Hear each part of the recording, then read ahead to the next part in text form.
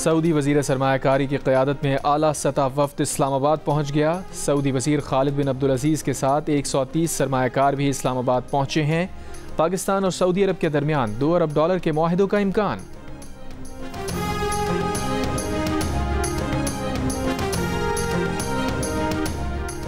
जो रियासत से अलहदगी की बात करेगा या रियासत के खिलाफ हथियार उठाएगा वो हमारा दुश्मन है।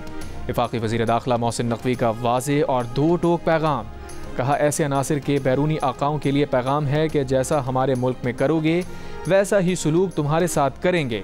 फिर हमसे ये तवक्का ना की जाए कि फ़साद के जवाब में हम चुप बैठेंगे। फ़सादियों के लिए भी किसी किस्म की कोई माफ़ी नहीं। जो भी PTM को पाबंदी के बाद सहूलतकारी फराहम करेगा निर्गे में आएगा, पकड़ा जाएगा।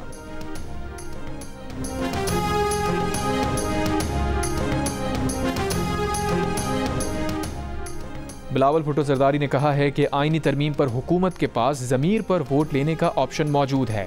सबको साथ लेकर चलना चाहते हैं, इत्तफाक़ राय की कोशिश कर रहे हैं। आईनी तरमीम पर जल्दी हुकूमत को हो सकती है, पीपल्स पार्टी को नहीं।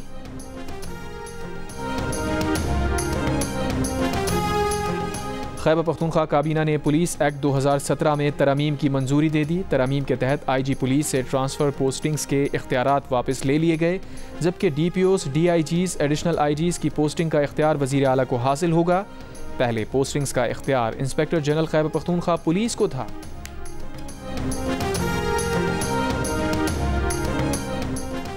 मोटरवे M9 पर बुलारी के करीब ट्रैफिक हादसा, 3 अफराद जाँ बहक। तर्जुमान मोटरवे पुलिस के मुताबिक हादसा टायर निकल जाने के बायस पेश आया।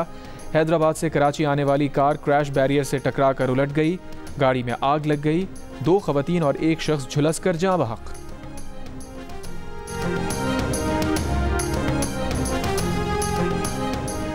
इसराइली वज़ीर दिफा ने कहा है कि इसराइल का ईरान पर हमला मोहलिक, मुतनासिब और हैरान कुन होगा। इनको समझ नहीं आएगा क्या और कैसे हुआ, वो बस नताइज को देखेंगे। दावा किया, ईरान के मिसाइल हमले जारहाना थे लेकिन निशाना दुरुस्त ना होने के सबब नाकाम हुए। जो भी इसराइल पर हमला करेगा उसकी भारी कीमत चुकाएगा।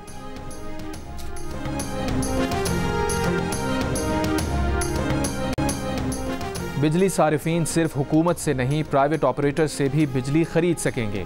वफाकी काबीना की तवानाई कमेटी ने independent system and market operators policy की मंजूरी दे दी।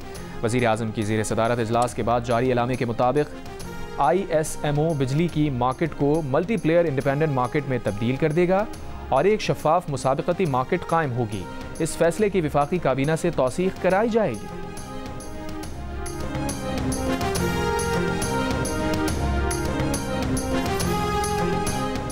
हुकूमत का ज़रिए आमदनी पर टैक्स जुलाई 2025 से लगाने का फैसला। वज़ीर ख़जाना मोहम्मद औरंगज़ेब ने कहा, वफाकी सूबों के साथ नेशनल फाइनेंस पैक्ट पर पेशरफ्त हो रही है। CPEC बिजली मनसूबों की री प्रोफाइलिंग मुआहिदे होने की उम्मीद का भी इजहार।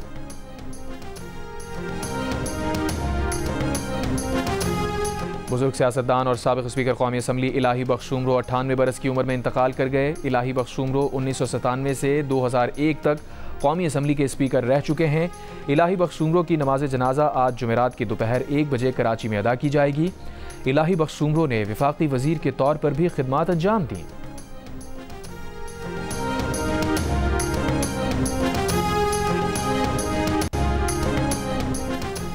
Association of electronic media editors and news directors AMEND और Pakistan federal union of journalist ने TV चैनल्स को पैमरा के नोटिस गैर कानूनी और मीडिया पर दबाव डालने की कोशिश करार दिया है। एमेंड ने कहा कि कराची में दहशतगर्दी के वाक़े की कवरेज पर TV चैनल्स को नोटिस दिए गए। नोटिस में आए बेबुनियाद इल्ज़ामात के बरक्स TV चैनल्स ने कराची में हुई दहशतगर्दी के वाक़े की इंतहाई जिम्मेदाराना कवरेज की है। Pakistan federal union of journalist के सदर अफजल भट्ट और सेक्रेटरी जनरल अरशद अंसारी ने मुश्तरका बयान में कहा, कराची में दहशतगर्दी के हमले की रिपोर्टिंग हक़ाइक़ पर मबनी और मफाद आमा में ज़रूरी थी। पैमरा TV चैनल्स को दिए नोटिस फौरी वापस लें।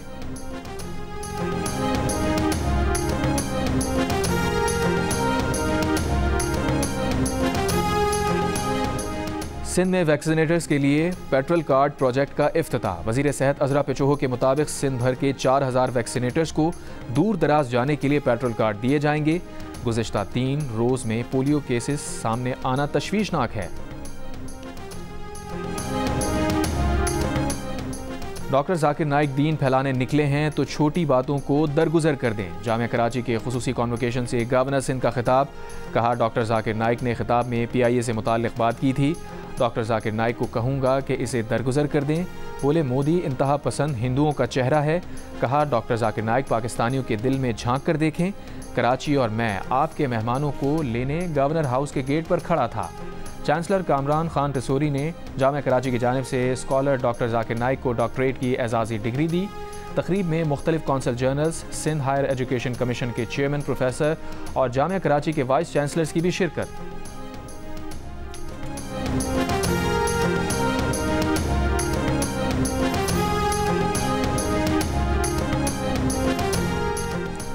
इसराइल की जानिब से लबनान के शहरी इलाकों में हमलों का सिलसिला जारी। प्रोग्राम कैपिटल टॉक के मेज़बान हामिद मीर के लबनान में जंगज़दा इलाकों में सफ़र के दौरान शहरी आबादी पर इसराइल ने हमला कर दिया।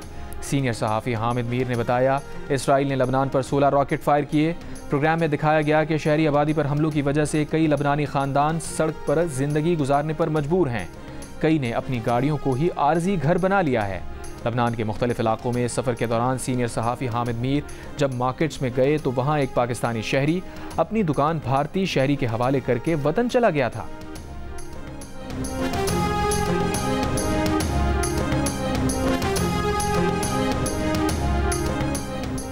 फ़लस्तीनी पनाहगुज़ीन कैंपों पर इसराइली बमबारी। सहाफ़ी समेत जबालिया पनाहगुज़ीन कैंप पर इसराइली बमबारी से एक सहाफ़ी समेत 40 फ़लस्तीनी शहीद।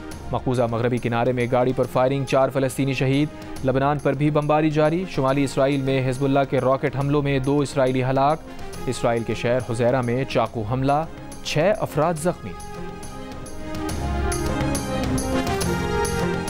सऊदी अरब के वली अहद शहजादा मोहम्मद बिन सलमान की ईरानी वज़ीर ख़ारजा अब्बास इराक़ची से मुलाकात। शाही महल में होने वाली मुलाकात में ईरान सऊदीया ताल्लुकात और बाहमी दिलचस्पी के उमूर पर तबादला ख्याल किया गया।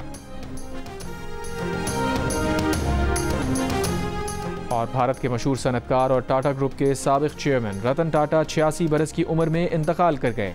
रतन टाटा को तबीयत की नासाजी पर पीर को मुंबई के अस्पताल में दाखिल कराया गया था। रतन टाटा ने 1991 में टाटा ग्रुप की बागडोर संभाली। उन्होंने कंपनी को तरक्की की बुलंदियों पर पहुंचाया और टाटा ग्रुप को $100 अरब मालियत तक पहुंचा दिया। रतन टाटा दुनिया भर में फलाही कामों के लिए भी जाने जाते हैं। टाटा सन्स में उनके 65% से ज़्यादा शेयर्स की आमदनी फलाही कामों पर खर्च होती है। रतन टाटा की फलाही काविशों से भारत में तालीम, सेहत और समाजी तरक्की के मुतादिद मंसूबे चलते हैं।